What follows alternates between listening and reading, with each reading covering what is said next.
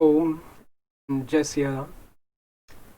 Diwali is one of our most fullest celebrations. Normally it's an amazing celebration, and for every Sanatani there is something special. For our younger Hindus there are fireworks and mithai, there's dance and diyas. Evenings filled with laughter and with light. It's been a little bit different this year, but even then our mandirs in the West Midlands especially have managed to come together, create a wonderful celebration. I'm so honoured to be a part of it. In addition to the spiritual and religious side of the Diwali, there are usually even Diwali gala dinners and online Diwali business fests. And with all of these relatively new things, it's very easy to get lost in the shallow, glitzy Haa Hee Hee, where Diwali just becomes an excuse. And for some that's fine, but I wanted to just have a few words about some of the more important things, which are the real life of Diwali.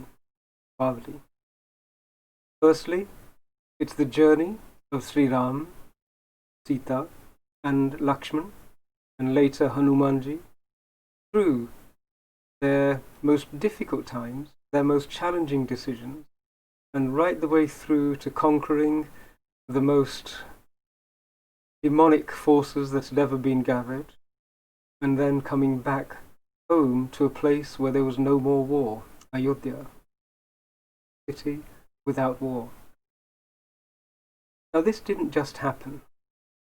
The Ramayana is an incredible storehouse of wisdom and knowledge and guidance, but it's also an amazing repository of secretly hidden sadhana tips and tools and practices. Firstly, it's worth remembering that Sri Ram, we call him Maryada Purushottam. And that means he is the ideal role model for a man. And Sita plays the role of the ideal role model for a woman. And that's from the context and the point of view of Sanatana Dharma. When we judge the choices that people make, the actions that they then decide to do, we judge them from a Sanatani value system. So it's worth remembering that we judge a person's action not on whether it will help them in the short term, whether it will make them rich, powerful or famous, but we judge their decisions on the basis of whether it will help a person progress towards self-realization, Atmagyan, and will it help society to collectively move towards Atmagyan. As I mentioned, we don't judge decisions on short-term rich, powerful, famous. By their example and their decisions, Sri Ram and Sita, they also demonstrate how the ideal married couple can navigate the most difficult of lives, so that not only do they then attain self-realization, but also they contribute towards Samaj Seva in such a manner that the Pura Samaj, the whole Samaj, the whole of society, can also learn and be reminded of what one needs to do in order to gain Atmagyan. So how do we truly celebrate Deepavali and remember the teachings of the Ramayana? Well, if you can recall, as a crown prince, Sri Ram, at the age of 16, chose to honour the promise made by his father, the king, even though it meant hardship, even though it meant leaving the comforts of the palace and living in the jungles. He chose to honour the promise of the king. And if you consider his choice, you can see that he was setting an example. If he didn't honour the promise given by them, then why should anybody else respect the word of the king, or indeed the words and the promises that they themselves were making? Also, it's worth remembering that he accepted the instruction of a real guru, and he accepted that they were to be followed even over the instructions of a king and a father.